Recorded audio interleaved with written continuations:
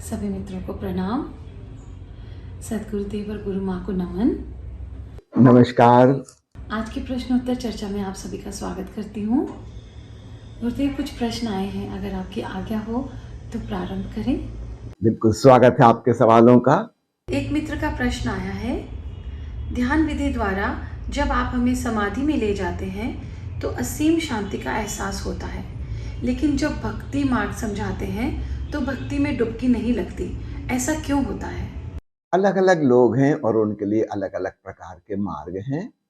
विशेषकर जो पुरुष चित्त के लोग हैं उन्हें बुद्ध की बात, महावीर की बात, पतंजलि की बात, भगवान शिव की बात भाएगी।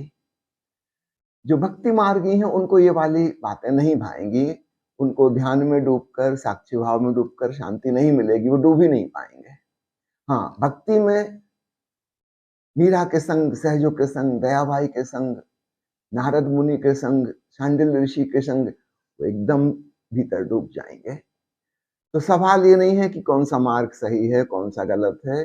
सवाल ये कि हमारी टाइप क्या है, हमारे व्यक्तित्व, हमारे रुचि रुझान किससे मैच करते हैं। तो जो आपको हो रहा है सहज रूप से उसका मजा लीजिए, उससे विपरीत की कोशिश मत करिए।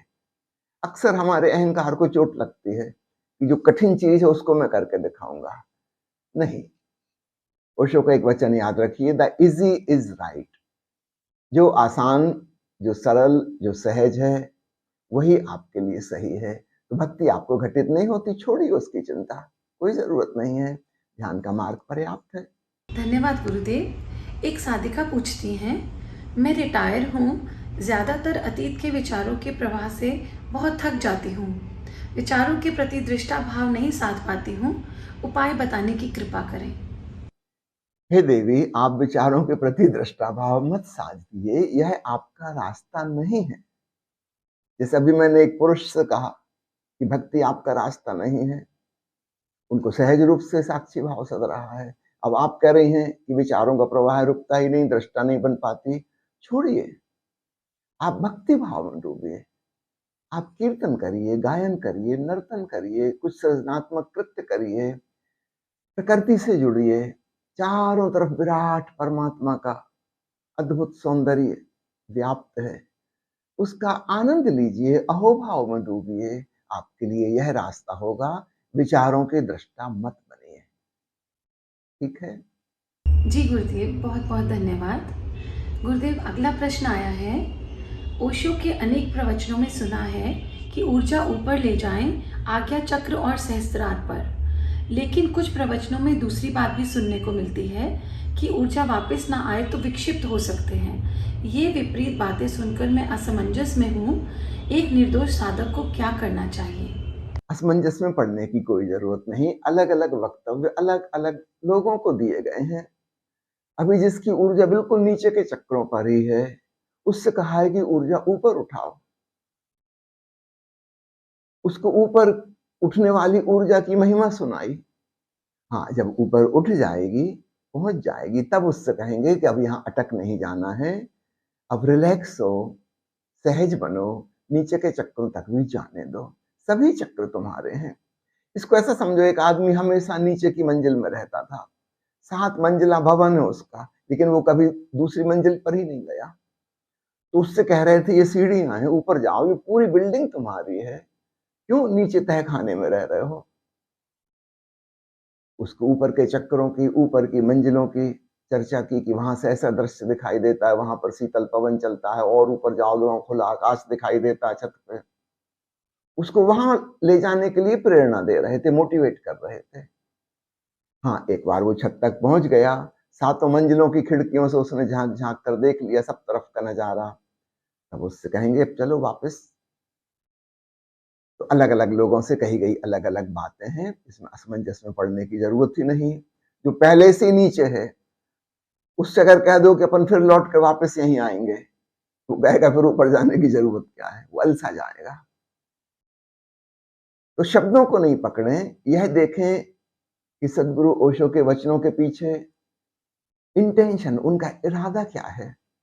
और निश्चित रूप से भिन्न भिन्न चेतना के स्तर पर रहने वाले लोगों से उन्होंने बात की है, तो अलग अलग प्रवचनों में हमको अलग अलग बातें मिलेंगी। ये करीब करीब ऐसे ही है। एक दुबले पतले आदमी से डॉक्टर ने कहा था कि अच्छे से खाओ, ज्यादा प्रोटीन लो, फैट लिया करे, बहुत ज्यादा मेहनत नहीं करो, तुम बहुत दुबले पतले हो, कुछ विटामिन की गोली साथ में लो। 6 महीने बाद वो आया, अब ओवरवेट होके आया। अब उससे कहा कि भाई खाना थोड़ा कम खाओ, कुछ फिजिकल एक्सरसाइज ज्यादा करो और घी तेल तो छोड़ ही दो। अब कोई कहेगा कैसी अटपटी बात कर रहे हैं, पहले तो उसकी हेल्थ बनवाई, मोटा कराया, वजन बढ़वाया, अब कह रहे हैं कि वापस नॉर्मल पर आ जाओ, स्वस्थ संतुलन की अवस्था में पहुंचो। इसमें कुछ असमंजस में पड़ने की जरूरत नहीं। ये अलग अलग लोगों से बात कही गई थी और दोनों का लक्ष्य एक ही था, एक स्वस्थ संतुलन की अवस्था में पहुंच जाना। धन्यवाद गुरुदेव। अगला प्रश्न है, ध्यानी के लिए भोजन में अंडों और दूध के सेवन के संबंध में सद्गुरु ओशो का क्या निर्देश है? सद्गुरु ओशो वेगन डाइट, पूर्ण शुद्ध शाकाहार के पक्ष में है। साधक के लिए वह सर्वाधिक उपयोगी है। अन्य आहारों में हिंसा छिपी हुई है और जो हम ध्यान की, प्रेम की साधना करने चल रहे हैं, हमें बहुत ख्याल रखना होगा कि हमसे कहीं कोई हिंसा ना हो। अंडों के बारे में बताना चाहूंगा। जब ओरेगॉन में रजनीशपुरम शहर बसा था, वहां का टेम्परेचर -20 डिग्री रहा करता था साल में 6 महीने। 4 महीने तो मोटी बर्फ की परत जमी रहती थी हमेशा। वहां कुछ लोग बीमार पड़ने लगे शुद्ध शाकाहारी भोजन लेते हुए, और तब मेडिकल एडवाइस के अनुसार उनके भोजन में प्रोटीन बढ़ाने के लिए जब डॉक्टरों ने आग्रह किया ओशो से, तो ओशो ने अनिषेचित अंडे, अनफर्टिलाइज्ड एग्स खाने के लिए अनुमति दी। सबके लिए नहीं, विशेषकर जो लोग बीमार पड़ गए थे या कमजोरी महसूस कर रहे थे, जिनको प्रोटीन्स की कमी हो गई थी। एक खास परिस्थिति में -20 डिग्री टेम्परेचर, वहां पर सब लोग फिजिकल वर्क करते थे, पूरे शहर का निर्माण होना था, अधिकांश लोग कंस्ट्रक्शन में काम करते थे। -20 डिग्री टेम्परेचर में 12 घंटे 14 घंटे काम करते थे। तो एक विशेष परिस्थिति में अनफर्टिलाइज्ड एग्स खाने की अनुमति दी थी। अभी हम भारत में बैठे हैं, ना यहाँ -20 डिग्री टेम्परेचर होता, ना हम कोई 12-14 घंटे फिजिकल मेहनत कर रहे हैं, हम कोई आवश्यकता नहीं है, अपना सामान्य शाकाहारी भोजन पर्याप्त है। ठीक है। आपका बहुत बहुत शुक्रिया गुरुदेव। एक साधिका पूछती हैं, अधिकांश लोग ओशो को अन्य संतों की तरह क्यों नहीं मानते? क्योंकि ओशो अन्य संतों की तरह नहीं है। वो कोई तीर्थंकर नहीं है, वो कोई अवतार नहीं है, वो कोई साधु नहीं है। हमारी जो भी परिभाषाएं हैं पुरानी, उनमें वो कहीं भी फिट नहीं होते। वो अपने ढंग के एक यूनिक व्यक्ति हैं। समस्त परंपराओं से विद्रोह करने वाले एक बगावती रिबेलियस व्यक्ति हैं। तो हम उनको किसी परिभाषा में फिट करना क्यों चाहते हैं? अन्य संतों की कैटेगरी में क्यों रखना चाहते हैं? नहीं, हमारी किसी परिभाषा में वो फिट नहीं होते। वो अनप्रेडिक्टेबल हैं। अभी हम कृष्ण की बात कर रहे थे ना,